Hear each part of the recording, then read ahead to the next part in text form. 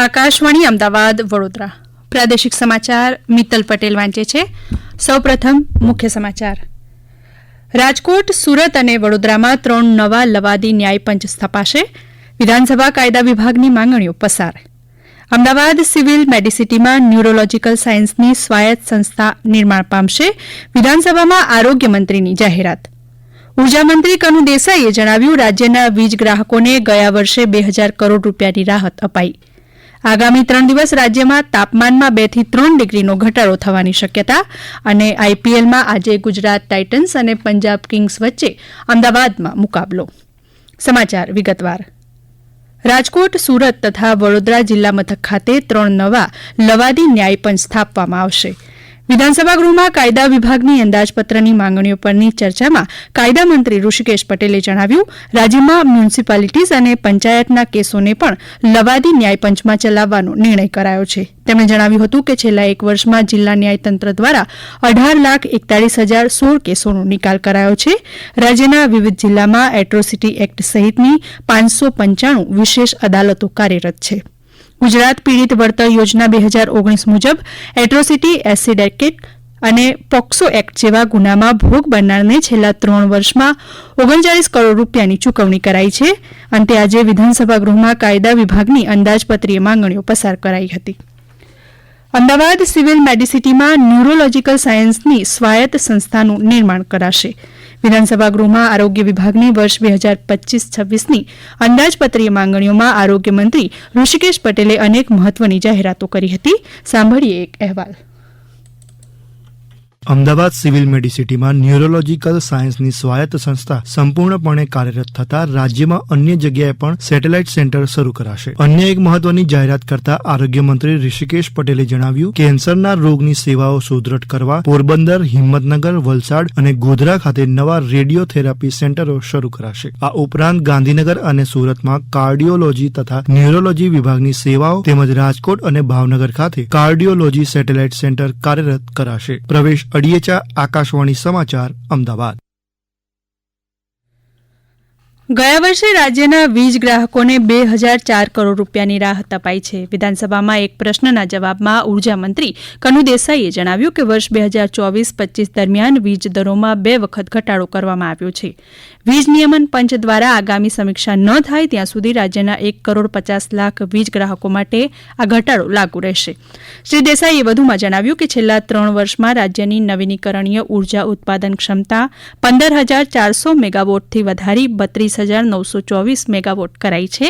તેમણે જણાવ્યું, વર્ષ 2070 સુધીમાં દેશનું કાર્બન ઉત્સર્જન ઝીરો કરવામાં નવીનીકરણ ઉર્જા સ્ત્રોતો મારફતે 100 ગીગાવોટ વીજ ઉત્પાદન રાજ્યનું લક્ષ્ય છે. અન્ય એક પ્રશ્નના જવાબમાં શ્રી દેસાઈએ જણાવ્યું કે રાજ્યના ખેડૂતોને વીજ બિલમાં રાહત પેટે છેલ્લા 2 વર્ષમાં 18,000 કરોડ રૂપિયાથી વધુની સબસીડી અપાઈ છે. સાગર ખેડુ સર્વાંગી વિકાસ યોજના અંતર્ગત વર્ષ 2024 સુધીમાં 1,009 કરોડ રૂપિયાના ખર્ચે 73,762 કિલોમીટર જર્જરિત વીજ લાઇનો અને 1,74,000થી વધુ થાંભલા બદલવામાં આવ્યા છે. વિધાનસભામાં ઉર્જામંત્રી કનુ દેસાઈએ જણાવ્યું, દરિયા કિનારે વાવાઝોડાથી વીજ વાયરોને થતું નુકસાન અટકાવવા ઓવરહેડ લાઇનને અંડરગ્રાઉન્ડ કરવાની કામગીરી પ્રગતિમાં છે. શ્રી દેસાઈએ વધુ વિગતો આપતા જણાવ્યું, આ યોજના અંતર્ગત છેલ્લા 2 વર્ષમાં જૂનાગઢ જિલ્લામાં 49 કરોડ 64 લાખ રૂપિયા તેમજ જામનગર જિલ્લામાં 92 કરોડ 56 લાખ રૂપિયાનો ખર્ચ થયો છે. રાજ્યના 97% ગામડાઓના ખેડૂતોને દિવસે વીજળી મળી રહી છે.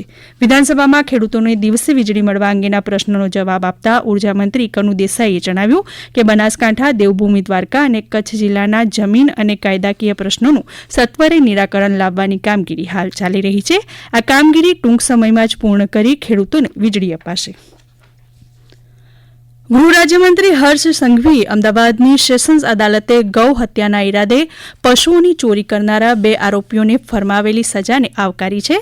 શ્રી સંઘવીએ જણાવ્યું કે આ મહિનામાં આ 3જા કેસનો ચુકાદો સામે આવ્યો છે. તેમણે આ કાર્યવાહી માટે રાજ્ય પોલીસ અને કાયદા વિભાગને અભિનંદન પાઠવ્યા હતા. કાલે અમદાવાદ કોર્ટ દ્વારા આ ઐતિહાસિક ફેસલો આપવામાં આવ્યો છે અને 2 હત્યારાઓને 7 વર્ષની કડક સજા આપવામાં આવી છે. ગુજરાત સરકાર, પોલીસ વિભાગ અને કાયદો વિભાગ આ બધાને હું અભિનંદન આપું છું. એક પછી એક આ તમામ ગૌ હત્યારાઓને સજા અપાવવામાં સફળતા પ્રાપ્ત કરીશું. ઉલ્લેખનીય છે કે ગઈકાલે અમદાવાદની સેશન્સ અદાલતે ગૌ હત્યાના ઈરાદે પશુઓની ચોરી કરનારા 2 આરોપીને 7 વર્ષની કેદ અને 1,05,000 રૂપિયાનો દંડ કર્યો હતો. આ સમાચાર આપ આકાશવાણીના અમદાવાદ વડોદરા કેન્દ્ર પરથી સાંભળી રહ્યા છો. આ સમાચાર આપ અમારી YouTube channel AIR news Gujarat પર પણ સાંભળી શકશો. વધુ સમાચાર માટે અમારી વેબસાઇટ newsonair.gov.in/gujarati અને અમારા એક્સ હેન્ડલ AIR_news_ABAT ને ફોલો કરશો. જામનગર મહાનગરપાલિકાની આજે મળેલી સ્થાયી સમિતિની બેઠકમાં ભૂગર્ભ ગટર, સિટી બ્યુટિફિકેશન, વૃક્ષારોપણ સહિતના 15 કરોડથી વધુના વિકાસકામો મંજૂર કરાયા હતા. સ્ટેન્ડિંગ કમિટીના ચેરમેન નિલેશ કક્તરાએ વધુ માહિતી આપી હતી. જામનગર શહેરના ટીપી સ્કીમના કુલ 5 પ્લોટ જે ફોરેસ્ટ ડિપાર્ટમેન્ટને આપવામાં આવ્યા છે. જે ફોરેસ્ટ ડિપાર્ટમેન્ટ દ્વારા અર્બન ફોરેસ્ટ અંતર્ગત તેનું સઘન વનીકરણ કરશે. તેમજ વોર્ડ નંબર 7 ની અંદર વર્ષો જૂની જે લાઈન હતી પાણીની, જે સમર્પણ ESR થી થઈ અને સત્યમ કોલોનીના ગેટ સુધીની જે પાણીની 400 mm ડાયાની મેઇન લાઈન હતી, તેનો ખર્ચ આની અંદર મંજૂર કરવામાં આવેલ છે. આ ઉપરાંત ફાયર ડિપાર્ટમેન્ટ દ્વારા જે રેસ્ક્યુ વાહન ખરીદ કરવાનો ખર્ચ હતો તે મંજૂર કરવામાં આવ્યો છે. આમ કુલ 27 એજન્ડાને આજરોજ મળે સ્ટેન્ડિંગ કમિટીની અંદર બહાલી આપવામાં આવે છે. ગુજરાત માધ્યમિક અને ઉચ્ચતર માધ્યમિક શિક્ષણ બોર્ડ દ્વારા ધોરણ 9ની પ્રખરતા શોધ કસોટીનું પરિણામ જાહેર કરાયું છે. રાજ્યના પ્રથમ 1000 વિદ્યાર્થીઓની યાદી આજે બોર્ડની વેબસાઇટ પર મૂકવામાં આવી છે. ગત 1 જાન્યુઆરીએ પ્રખરતા કસોટી લેવાઈ હતી. પ્રધાનમંત્રી નરેન્દ્ર મોદી 30 માર્ચે આકાશવાણી પર મન કી બાત કાર્યક્રમમાં દેશ અને વિદેશના લોકો સાથે પોતાના વિચારો રજૂ કરશે. આ માસિક રેડિયો કાર્યક્રમની 120મી કડી હશે. લોકો ટોલ ફ્રી નંબર 1-800-11-7800 દ્વારા કાર્યક્રમ માટે પોતાના વિચારો અને સૂચનો મોકલી શકે છે. તેઓ નરેન્દ્ર મોદી એપ અથવા માય GOV ઓપન ફોરમ દ્વારા પોતાના અભિપ્રાય રજૂ કરી શકે છે. આગામી કડી માટે સૂચનો 28 માર્ચ સુધી મોકલી શકાશે. નવસારી કૃષિ યુનિવર્સિટીના વૈજ્ઞાનિકોએ હળદરની 3 નવી જાતો વિકસાવી છે. આ નવી જાતોની માહિતી આપવા કૃષિ વિજ્ઞાન કેન્દ્ર ખાતે જિલ્લા કક્ષાનો 2 દિવસીય ખેડૂત પરિસંવાદ યોજાયો હતો. યુનિવર્સિટીના કૃષિ નિષ્ણાંત ડોક્ટર કિંજલ શાહે વધુ માહિતી આપી હતી. આ નવી જાતો ગુજરાત નવસારી હળદર 3, ગુજરાત નવસારી હળદર 4 આ 2 પ્રકારની નવી જાતો છે. 3 નંબરની જે જાત છે એ મધ્યમ મોડી પાકતી જાત છે, જ્યારે ગુજરાત નવસારી હળદર 4 એ વહેલી પાકતી જાત છે અને એ સામાન્ય રીતે આપણે 170 દિવસની અંદર તૈયાર થઈ જાય છે. એટલે આ નવીનતમ જાત થી પાણીની બચત સાથે વધુ સારું ઉત્પાદન મેળવી શકાય અને ખેતીના ખર્ચમાં ઘટાડો કરી અને ખેડૂતોને એ હળદરનો પાક લીધા પછી બીજો પાક લેવો હોય તો પણ અનુકૂળ થઈ શકે.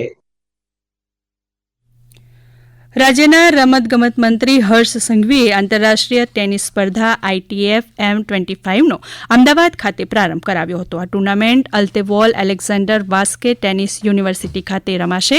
30 માર્ચ સુધી ચાલનારી ટેનિસ ટુર્નામેન્ટમાં 12 જેટલા દેશોના આશરે 80 ખેલાડીઓ ભાગ લઈ રહ્યા છે. આ પ્રસંગે શ્રી સંઘવીએ જણાવ્યું હતું કે રમતવીરોને તમામ પ્રકારનો સહયોગ અને શ્રેષ્ઠ તાલીમ આપવા માટે રાજ્ય સરકાર કટિબદ્ધ છે. આ વર્ષે 10થી વધારે રાષ્ટ્રીય તેમજ આંતરરાષ્ટ્રીય સ્પર્ધાઓનું રાજ્યના વિવિધ શહેરોમાં આયોજન કરાયું છે.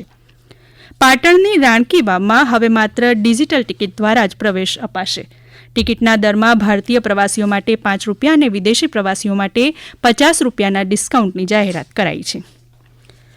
આગામી 3 દિવસ રાજ્યમાં મહત્તમ અને લઘુત્તમ તાપમાનમાં 2 થી 3 ડિગ્રીનો ઘટાડો થવાની શક્યતા છે.